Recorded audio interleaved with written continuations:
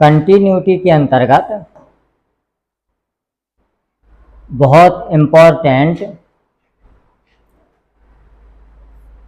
Remark जिसको हमको याद करना है। रिमार्क में कौन सी चीज आती है?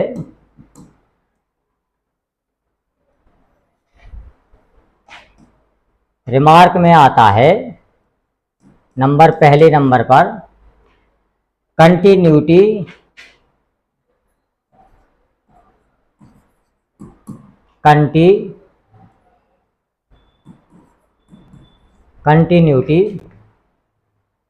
इन इंटरवल।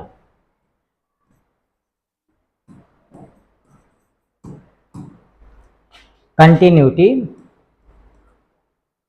इन इंटरवल।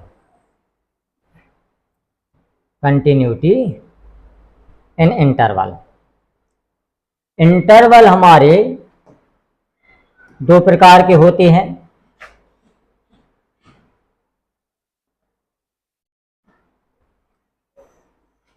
इंटरवल दो प्रकार के होते हैं। पहला तो है क्लोज इंटरवल। कौन सा? क्लोज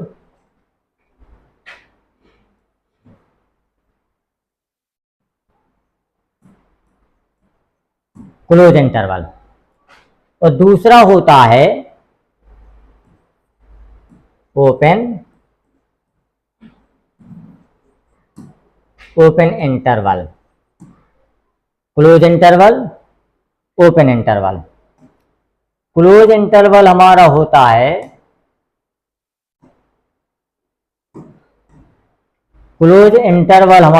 है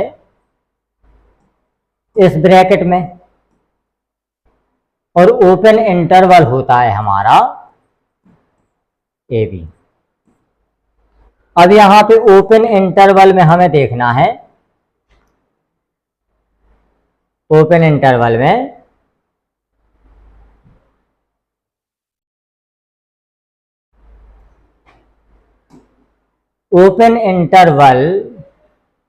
सबसे पहले देखते हैं हम ओपन इंटरवल में क्या होता है। हमारा फंक्शंस जो होता है, फंक्शंस इज एवरीवेयर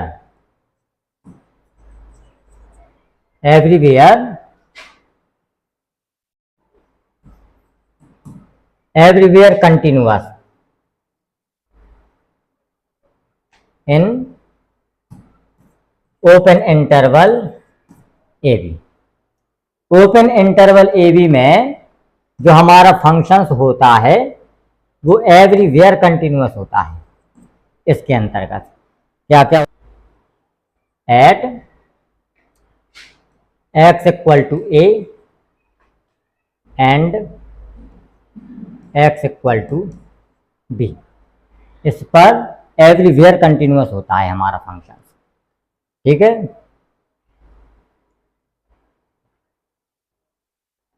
अब आता है नंबर क्लोज इंटरवल का। क्लोज इंटरवल में हमें कुछ चीजें समझने की आवश्यकता है। जैसे मान लिया ये हमने खींचा कोई भी फंक्शन से, इस तरीके से ये है हमारा पॉइंट ए और ये है हमारा पॉइंट बी। तो सबसे पहला है कि हम कंटिन्यूटी जो चेक करेंगे वो पॉइंट ए पर करेंगे। दूसरा है कि जो कंटिन्यूटी हम चेक करेंगे पॉइंट बी पर करेंगे। और तीसरा है कि ओपन इंटरवल, मतलब इसमें क्या होता है क्लोज इंटरवल में कि हमारा पॉइंट ए भी शामिल होता है और पॉइंट बी भी शामिल होता है। लेकिन जो ओपन इंटरवल होता है उसमें हमारा ए और बी शामिल नहीं होता है, बल्कि उसके बीच के सारे पॉइंट शामिल होते हैं। बस केवल ए और बी शामिल नहीं होता है। लेकिन क्लोज इंटरवल में हमारा ए भी शामिल होगा, बी भी शामिल होगा, और उसके बीच के मतलब ओपन इंटरवल के बीच के सारे पॉइंट उसमें शामिल होंगे। तो सबसे पहला है इसमें नंबर पहले पॉइंट पर आता है ए नंबर पर कि x इक्वल टू ए पर हम चेक करते हैं, x इक्वल टू ए पर हम चेक करते हैं। तो x इक्वल टू ए पर जब चेक करेंगे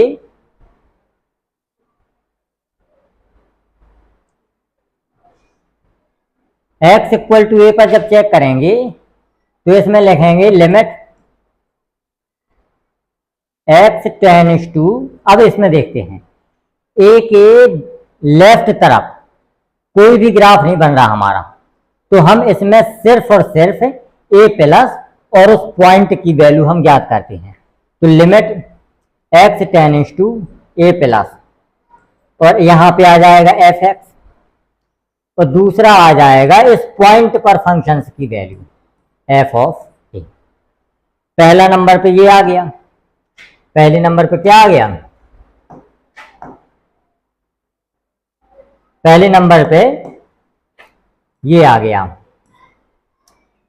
अब दूसरे नंबर पर जब हम ज्ञात करेंगे तो दूसरा पॉइंट है हमारा बी, बी पॉइंट पर आ जाएगा कि अब हमें x बराबर b पर ज्ञात करना है। x बराबर b पर जब हम ज्ञात करेंगे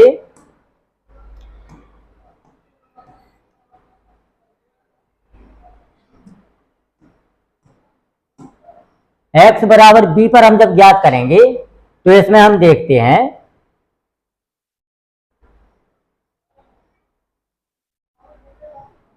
कि इसमें b माइनस लेंगे और b लेंगे, क्योंकि b के राइट तरफ का कोई ग्राफ हमको प्राप्त नहीं होता है। पॉइंट b पर राइट हैंड की तरफ कोई भी ग्राफ हमको प्राप्त नहीं होता है, इसीलिए b प्लस ज्ञात नहीं कर सकते हम सिर्फ और सिर्फ इसके अंतर्गत ही ज्ञात कर सकते हैं जो भी करना है। तो इसमें लिखेंगे हम limit x tends to b minus F of x equal to, यहां पे निकालेंगे एफ ऑफ b। दो पॉइंट हो गए इसके। अब तीसरा पॉइंट जो है वो निकालना है हमको। तीसरे पॉइंट में हम क्या करते हैं कि पॉइंट ए पर ज्ञात हो गया, पॉइंट बी पर ज्ञात हो गया, अब इन दोनों के बीच में जितने भी पॉइंट हैं वहां पर हम इसकी कंटिन्यूटी चेक करते हैं। तो उसमें क्या लिख देते हैं, पॉइंट नंबर सी पर आता है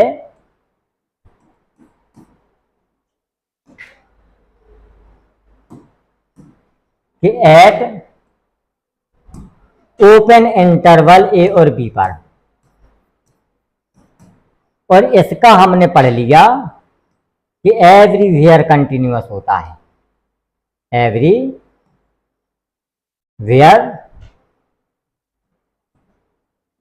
कंटिन्यूअस होता है at x equal to A and x equal to B पर। ये है, इसका रिमार्क हमने ये पढ़ लिया।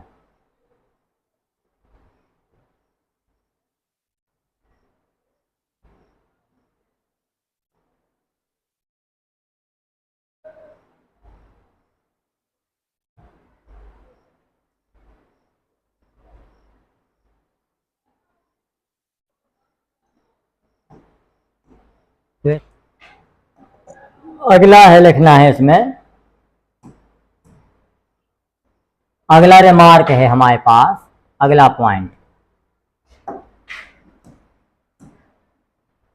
पॉइंट फंक्शंस जो होता है वो होता है ऑलवेज कंटिन्यूअस, ऑलवेज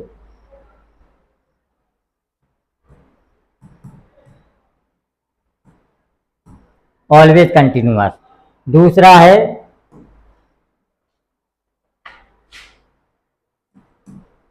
कंटिन्यूअस के अंदर कंटिन्यूअस है और उसके अंदर कोई कंटिन्यूअस फंक्शंस है तो वो हमेशा कंटिन्यूअस होता है। जैसे एग्जाम्पल देखें इसका। एग्जाम्पल है हमारा मॉड्यूलस साइन एक्स। मॉड हमारा जो है वो एक कंटिन्यूअस फंक्शन है और साइन एक्स भी हमारा कंटिन्यूअस फंक्शन है, तो ये टोटल हमारा कंटिन्यूअस फंक्शंस आ जाएगा। दूसरा एग्जाम्पल देखते हैं इसी का। दूसरा एग्जाम्पल देखते हैं।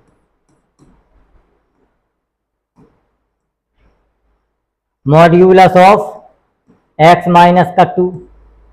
मॉड हमारा कंटिन्यूअस है, एक्स माइनस 2 पॉलिनोमियल है और पॉलिनोमियल हमेशा कंटिन्यूअस होता है, तो टोटल फंक्शंस हमारा कंटिन्यूअस हो जाएगा। अगला पॉइंट है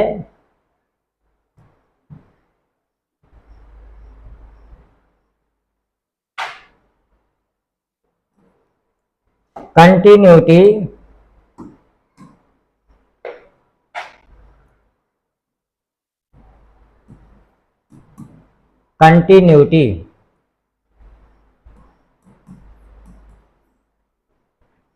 is always meaningful.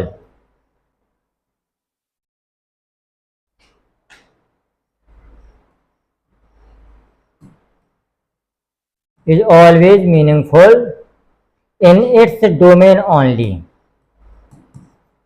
In its domain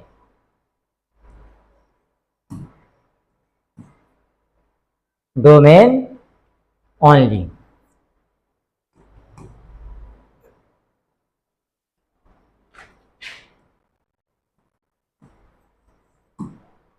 continuity केवल मीनिंगफुल अपने डोमेन में होती है, डोमेन के बाहर हम कंटिन्यूटी चेक नहीं कर सकते। अगला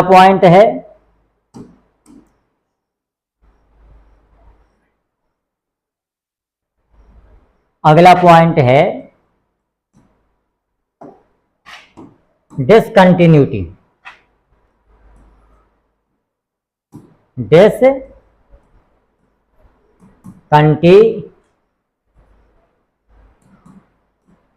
Discontinuity is always meaningful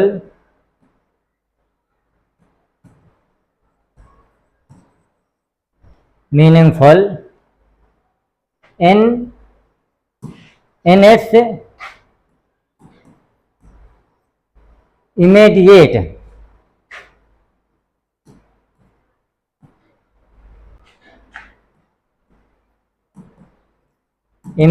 neighborhood.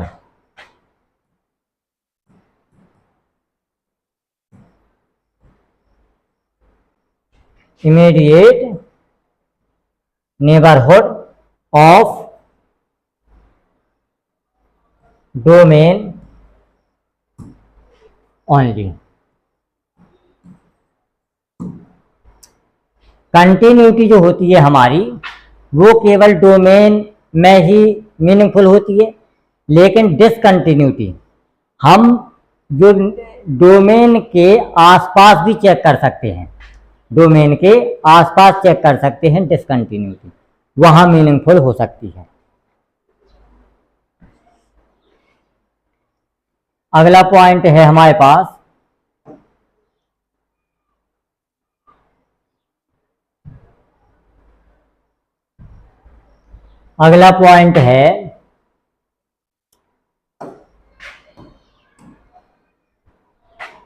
Discontinuous के अंदर कंटिन्यूअस है या कंटिन्यूअस के अंतर्गत डिसकंटिन्यूअस है या डिसकंटिन्यूअस के अंतर्गत डिसकंटिन्यूअस है कोई भी फंक्शन, तो हम इसमें कह सकते हैं कि may be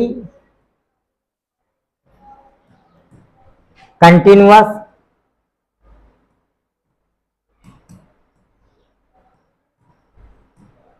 and may be discontinuous.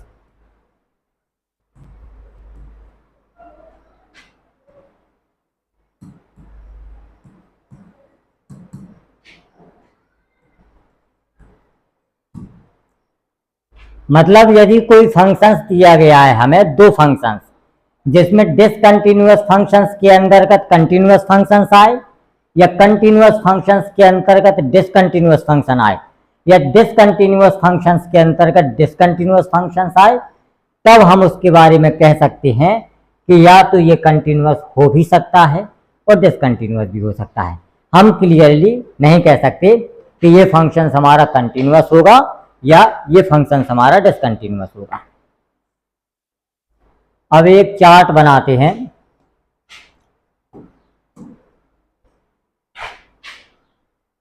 अगला पॉइंट है हमारे पास, इसमें एक फंक्शन से है हमारा एफ एक्स, दूसरा फंक्शन से है हमारा जी एक्स।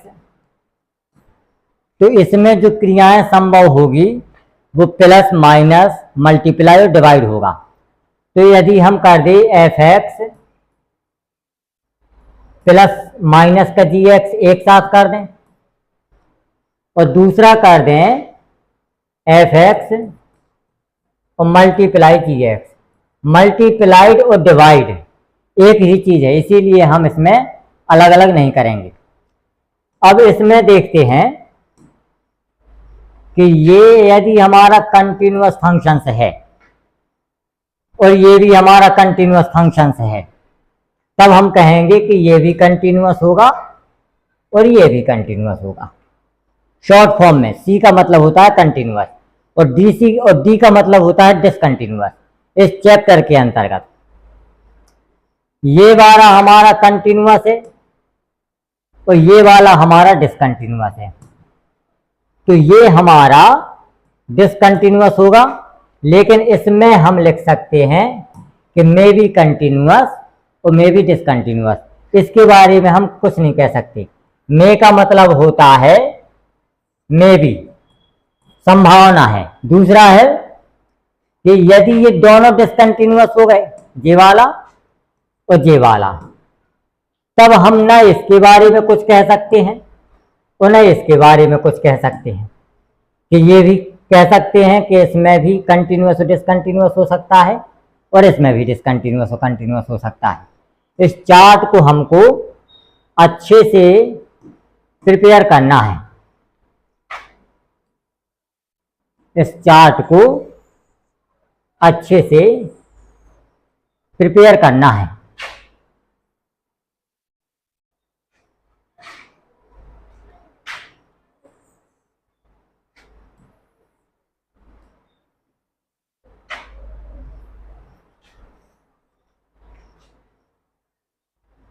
ये चार्ट है कि सी सी सी सी, जहां दो फंक्शन सी सी आया कंटिन्यूअस, वहां सारे के सारे कंटिन्यूअस होते हैं। यहाँ पे है सी डी डी एम और यहाँ पे डी डी एम एम। इतना याद करना है।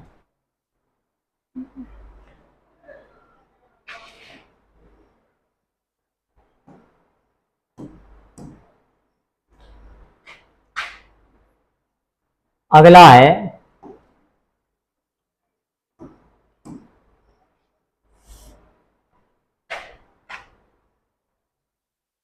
Polynomial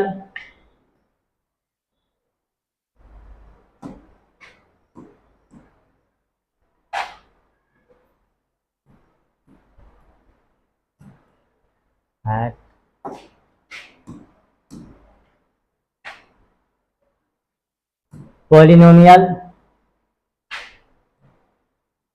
exponential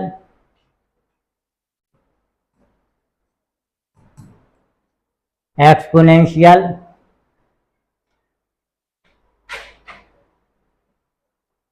sine x cos x, tan inverse x और cot इनवर्स x, ये सारे के सारे फंक्शंस हमारे, ये सारे के सारे फंक्शंस हमारे कंटिन्यूअस होते हैं।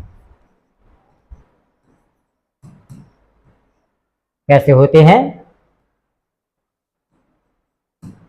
Continuous. Polynomial, exponential, sine x, cos x, tan inverse x और कॉट इनवर्स एक्स, ये सारे के सारे हमारे कंटिन्यूअस फंक्शंस होते हैं।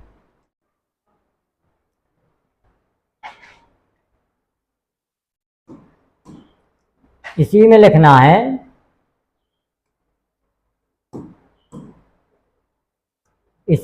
है कि tan x and sec x,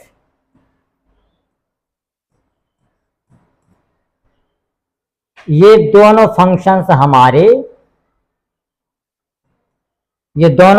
हमारे डिसकंटिन्यूअस होते हैं। कहाँ पे होते हैं? डिसकंटिन्यूअस होते हैं हमारे x equal to odd pi by 2 पर। कितना? ऑड पाई बाई 2 पर। और क्यों होते हैं? क्योंकि ऑड पाई बाई 2 पर cos x का मान हमारा 0 होता है। जब cos x का मान 0 होगा तो tan x का मान हमारा इनफाइनाइट हो जाएगा और sec x का मान हमारा इनफाइनाइट हो जाएगा। इसीलिए ऑड पाई बाई 2 पर हमारा ये tan x और sec x इनफाइनाइट होता है, वो डिसकंटिन्यूअस होता है। और tan x का जो डोमेन है, इसका जो डोमेन है, tan x का जो डोमेन है,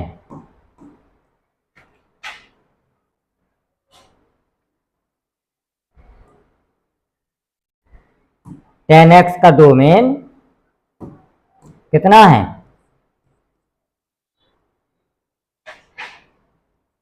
r, और यहां पे हो जाता है 2n माइनस के 1 पाई बाई 2। मतलब इसको छोड़ करके tan x हमारा हर जगह ऑड पाई बाई 2 को छोड़ करके हर जगह कंटिन्यूअस है। केवल ऑड पाई बाई 2 पर ये डिसकंटिन्यूअस हो जाएगा, क्योंकि cos x हमारा 0 हो जाएगा। जहां जहां cos x 0 होगा वहां वहां ये tan x और sec x डिसकंटिन्यूअस हो जाएंगे हमारे। अगला पॉइंट है हमारा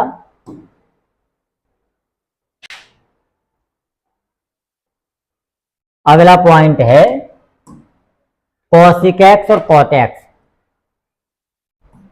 cosic x and cot x, ये दोनों हमारे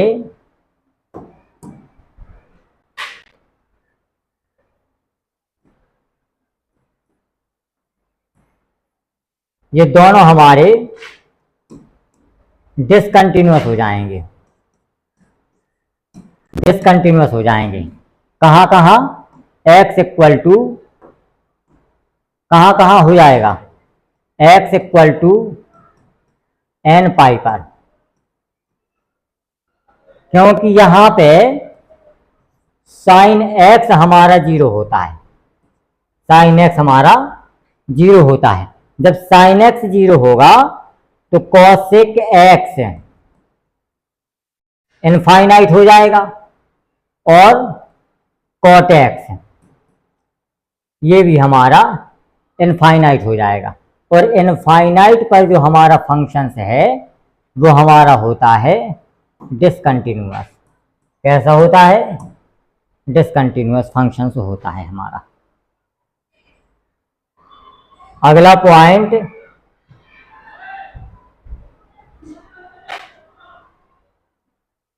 अगला पॉइंट है e की पावर 1/x, e की पावर माइनस के 1/x, 2 की पावर 1/x और log 1/x। ये जो सारे के सारे फंक्शंस हैं, ये सारे के सारे फंक्शंस हमारे डिसकंटिन्यूअस होते हैं। डिसकंटिन्यूअस, और कहाँ होते हैं डिसकंटिन्यूअस?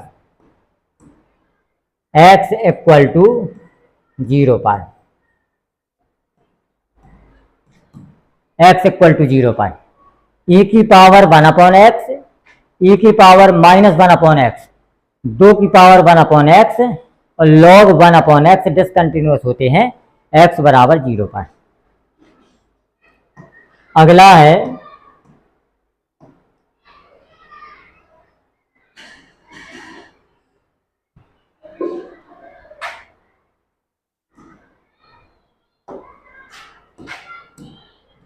log के अंतर्गत यदि fx लिखा है तो सिग्नम एक फंक्शन से है हमारा, सिग्नम fx लिखा है, तो ये दोनों फंक्शंस हमारे डिसकंटिन्यूअस होते हैं। और कहाँ होते हैं डिसकंटिन्यूअस? डिसकंटिन्यूअस होते हैं fx इक्वल टू 0 पर। कहाँ पर होते हैं? fx इक्वल टू 0 पर।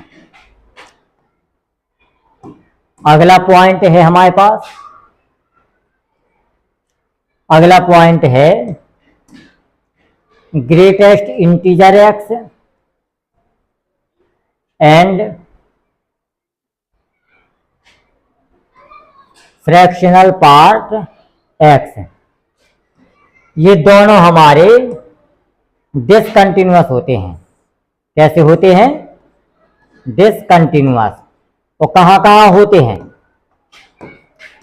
एवरी इंटीजर पर, एवरी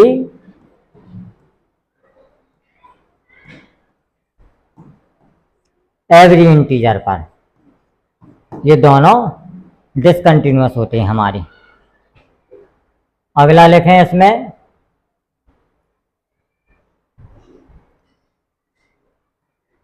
अगला पॉइंट है हमारे पास constant function.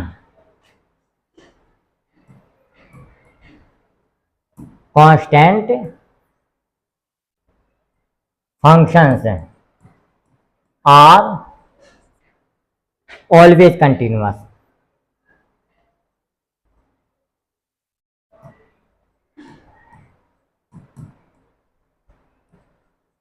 Always continuous.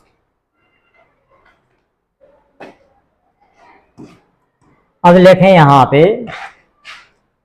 Discontinuous functions.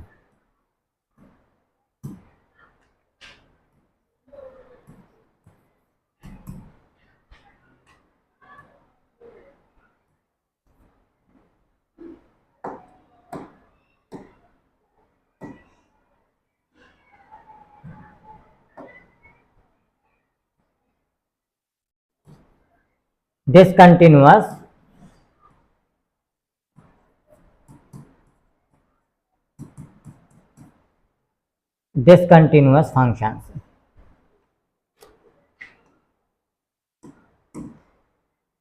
सबसे पहला है,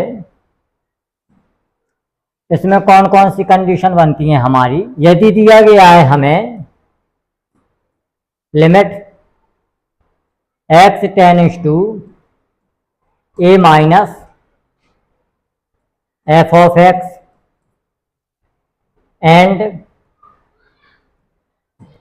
अगला दिया गया है limit x tends to a plus f of x, ये दिए गए हैं। तो इसमें दोनों को मिलाकर कुछ कंडीशंस बन सकती है हमारी, दोनों को मिलाकर कुछ कंडीशंस बन सकती हैं। नंबर ए,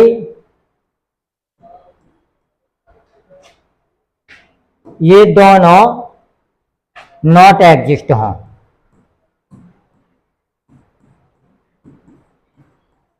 कैसे हो? नॉट एग्जिस्ट, मतलब दोनों ए माइनस और ए प्लस यदि दोनों नॉट एग्जिस्ट करते हैं, एग्जिस्ट ही नहीं करते हैं, तो वो फंक्शन हमारा डिसकंटिन्यूअस हो जाएगा। दूसरा, बी नंबर पर दूसरा क्या है कि ये दोनों नॉट इक्वल हों, ये दोनों हमारे बराबर ना हो। तो तीसरी जो कंडीशन बनेगी हमारी सी नंबर की जो कंडीशन बनेगी वो ये बनेगी कि ये दोनों एग्जिस्ट करते हैं, बोथ एग्जिस्टिंग, बट परंतु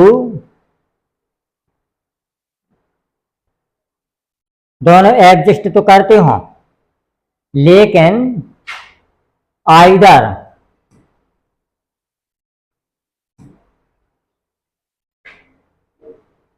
और बोथ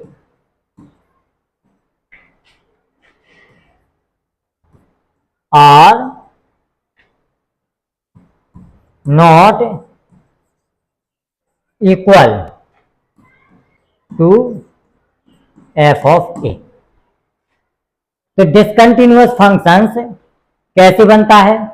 यदि हमारे पास दिया गया है limit x tends to A inverse F of X, दूसरा दिया है A plus F of X, तो ये हमारा डिसकंटिन्यूअस फंक्शंस ही तब बनेगा जब ये नॉट एग्जिस्ट करते हैं, दोनों एग्जिस्ट ही नहीं करते हैं।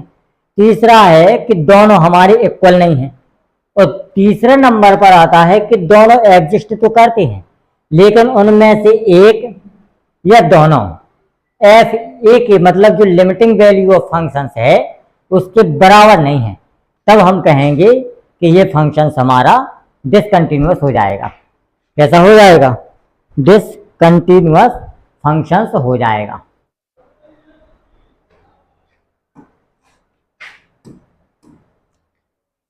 अगला है इसका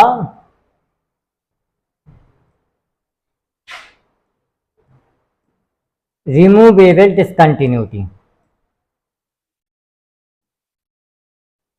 रिमूवेबल डिसकंटिन्यूटी, रिमूवेबल डिसकंटिन्यूटी पढ़ना है हमको। अब रिमूवेबल डिसकंटिन्यूटी,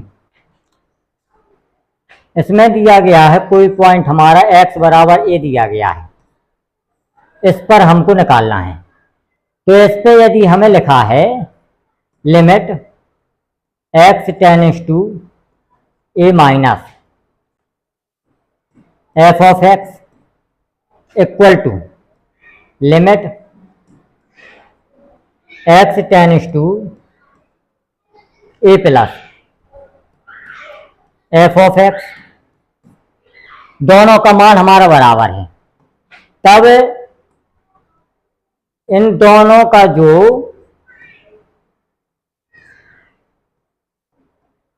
इन दोनों की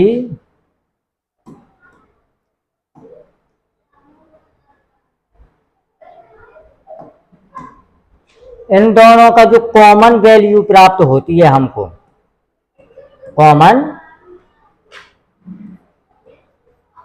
कॉमन वैल्यू हमारी इक्वल नहीं होनी चाहिए लिमिटिंग वैल्यू के, तब हम कहते हैं कि फंक्शंस हमारा रिमूवेबल डिसकंटिन्यूअस है।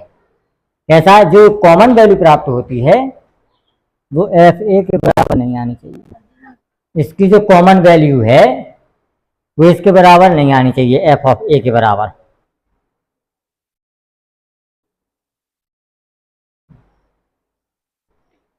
discontinuity of first kind,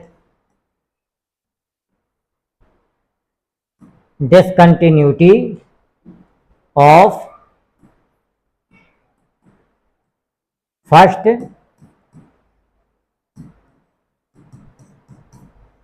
kind, discontinuity of first kind।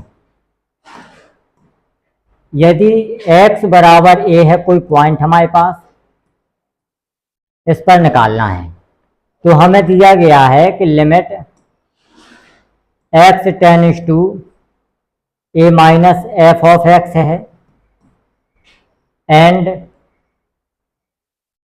Limit x tends to a plus F of x है। तो ये दोनों हमारे जो है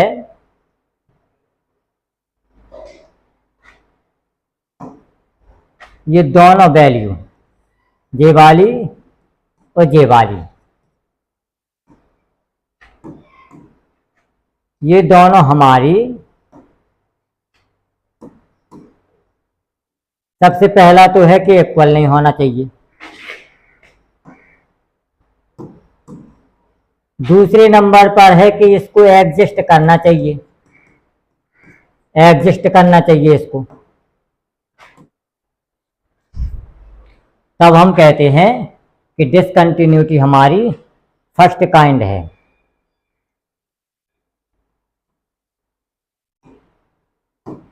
अगला पॉइंट है discontinuity at second kind.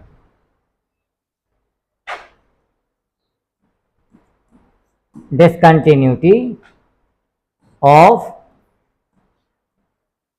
Second kind.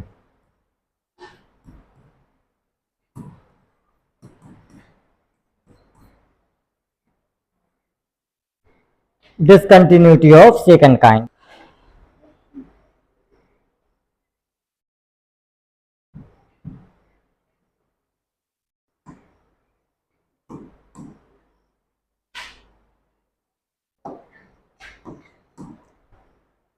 यदि हमारे पास दिया गया है limit x tends to a minus F of x and limit x tends to a plus F of x दिया गया है, तो इन दोनों को क्या करना चाहिए, इन दोनों को, इसको नॉट एग्जिस्ट होना चाहिए, इसको एग्जिस्ट नहीं करना चाहिए, और इसको भी नॉट एग्जिस्ट होना चाहिए।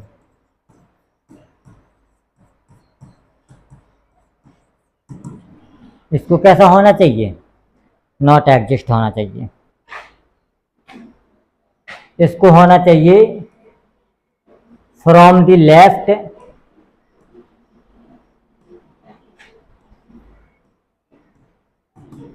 और इसको होना चाहिए फ्रॉम द राइट।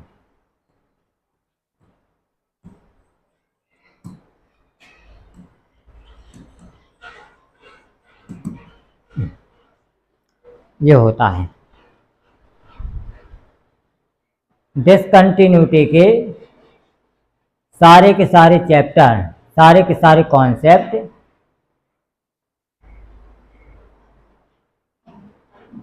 खत्म हो गए हैं। अब आते हैं कुछ सवालों पर।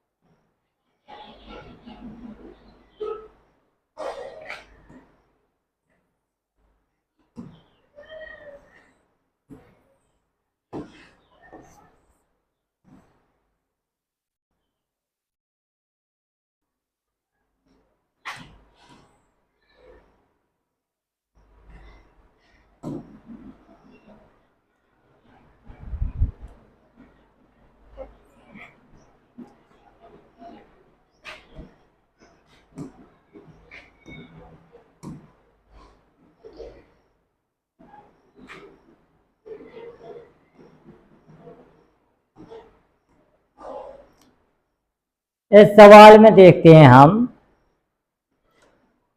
लिखा है कि फंक्शन इस तरीके से है हमारा, कंटिन्यूअस इस इंटरवल में है। तो -1 और 1 के बीच में कौन सा पॉइंट आता है हमारा? 0। तो हमें कंटिन्यूटी इसकी x बराबर 0 पर ज्ञात करनी है। टर्निंग पॉइंट हमारा कौन सा होगा? 0 होगा। तो 0 पर हमको ज्ञात करना है। तो इसके 0 के लेफ्ट वाली वैल्यू हमारी ये हो जाएगी, और 0 के बराबर वैल्यू हमारी ये वाली हो जाएगी। तो हमें सिर्फ और सिर्फ इसकी लिमिटिंग वैल्यू निकाल करके इसके बराबर रख देना है, तो p का मान आ जाएगा हमारा। इसमें देखते हैं कि जब इसको हम लिमिट चैप्टर में पढ़ चुके हैं कि जब भी अंडर रूट का क्वेश्चन आता है, जब भी अंडर रूट का सवाल आता है, उसमें सबसे पहला काम करते हैं रेशनलाइजेशन मेथड या परमेयीकरण करके हम इसको सॉल्व करते हैं। तो परमेयीकरण में क्या होता है कि ये अंडर रूट हमारा खत्म होता है, 1 से 1 खत्म हो जाएगा, यहाँ px और प्लस के px बचेगा, तो यहाँ पे हो जाएगा हमारा 2px अपॉन में x ज्यों का त्यों है। अब इस वैल्यू में हम सीधा का सीधा मान रख करके परमेयीकरण करेंगे। जब px में x की वैल्यू 0 रखेंगे तो ये 0 हो जाएगा, px में x की वैल्यू रखेंगे तो ये 0 हो जाएगा। बचा यहाँ पे 1 और यहाँ पे 1 बचा, चिन्ह बदल जाएगा तो प्लस बचा, और यहाँ पे कितना बचा? 1। इतना बचा केवल इसका। और इस वाले का जब लगाएंगे तो इसमें इसके बराबर हमको वैल्यू रखना है। इसमें जब बराबर वैल्यू रखेंगे तो हम क्या करते हैं कि x का सीधा मान रख देते हैं, तो ये वाला 0 हो जाएगा और ये वाला 0 हो जाएगा। बचेगा हमारे पास -k1/2 बचेगा। x से x खत्म हो गया, 2 से 2 खत्म हो गया, p की वैल्यू हमारे पास 1/2 आ गई। ये हमारा आंसर हो जाएगा। p की वैल्यू कितनी आ गई? -k1/2। ये b वाला हमारा आंसर हो गया।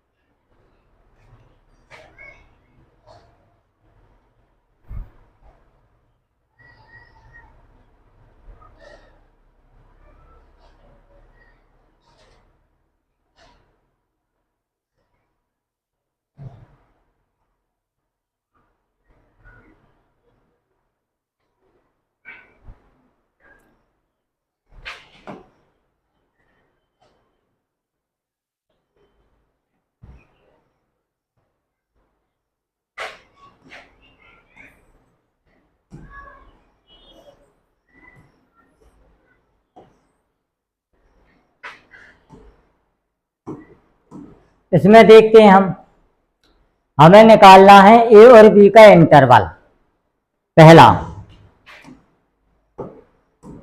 हमें निकालना है a और b का इंटरवल। अब इसमें देखते हैं हम, इसमें लिखा है कि f(x) जो है हमारा कंटिन्यूअस फंक्शन नहीं है। किस पॉइंट पर? x बराबर 1 पर। 1 पर हमको देखना है। अब यहाँ पे 0 और 2 के बीच में हमारा टर्निंग पॉइंट 1 है, तो इसमें हम 1 माइनस 1 प्लस और f1 की वैल्यू ज्ञात करेंगे। तो इसमें हम देखते हैं कि 1 प्लस वाली वैल्यू जो है हमारी, जब इसमें हम सीधा सीधा मान रखते हैं तो ये 4 और 4 के बराबर हो जाएगा। तो हमारा मतलब आ गया कि जो f1 प्लस की जो वैल्यू है वो f1 के हमारे बराबर है। अब केवल एक ही कंडीशन बचती है डिसकंटिन्यूअस होने के लिए कि 1 माइनस की जो वैल्यू है वो f1 के बराबर ना हो, तभी हमारा मान आ जाएगा। तो इसमें रखेंगे हम मान किसका? 1 का। तो यहाँ पे हो जाएगा a प्लस का भी, क्योंकि 1 माइनस वाली वैल्यू इसमें रखेंगे, ए प्लस बी सीधा सीधा मान रख देंगे हम। ए प्लस बी का मान हमारा इस 4 के बराबर नहीं होना चाहिए। तो 4 के बराबर ना होने के लिए अब हम इसमें सिर्फ और सिर्फ ऑप्शन देखते हैं। इसमें हमारा 4 हो रहा, इसमें भी 4 हो रहा और इसमें भी 4 हो रहा, लेकिन ये ऑप्शन में हमारा 4 नहीं हो रहा, इसीलिए ऑप्शन डी आ जाएगा।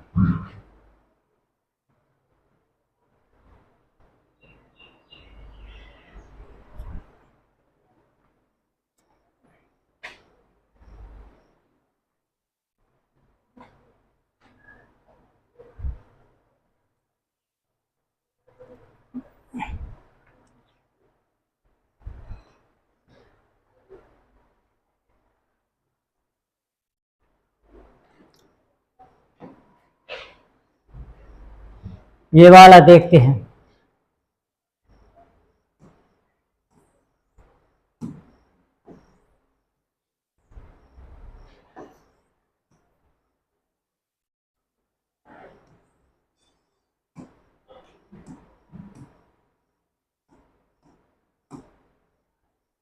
इसमें देखते हैं कि फंक्शंस दिया गया है कुछ इस तरीके से। तो इसमें फंक्शंस हम ये वाला लेंगे, क्योंकि x is not equal to 0।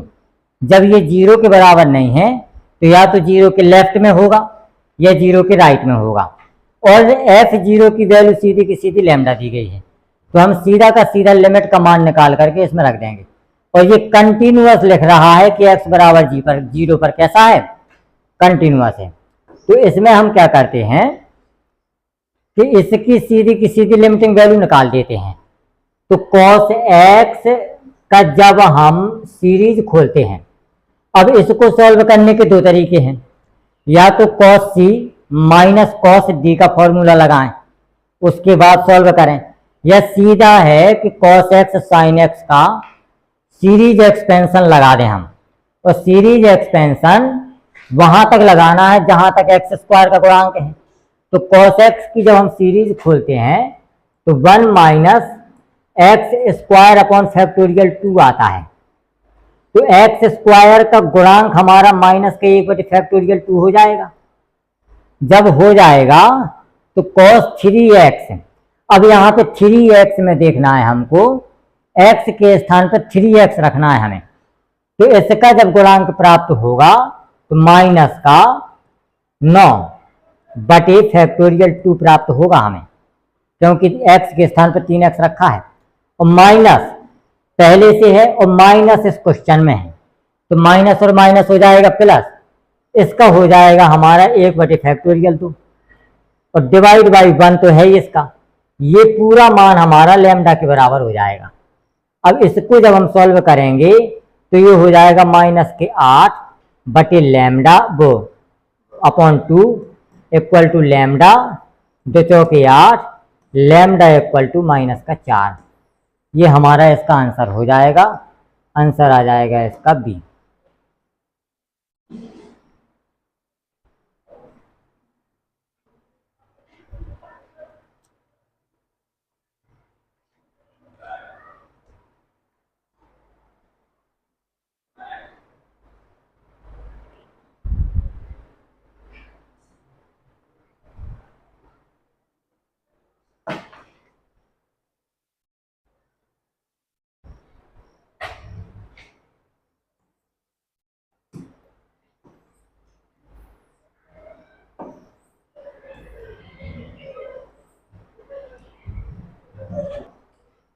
इसमें है x is not equal to 4, तो फंक्शन हमारा ये वाला हो जाएगा और पाई बाई 4 पर इसका मान ये हो जाएगा।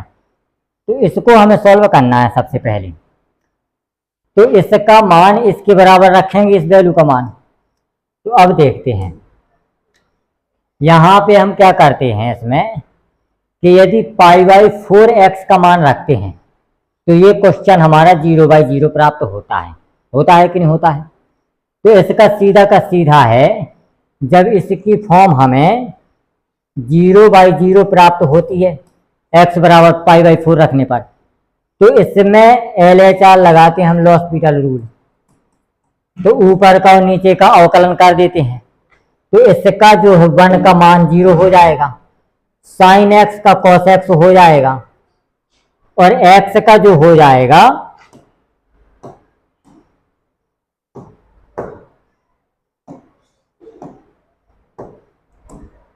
और x का मान हमारा हो जाएगा 1।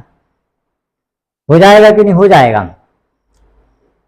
तो यहां पे जो आएगा, अब इसमें जब देखते हैं, अब इसका जब हम मान रखेंगे और इसका मान 0 हो जाएगा,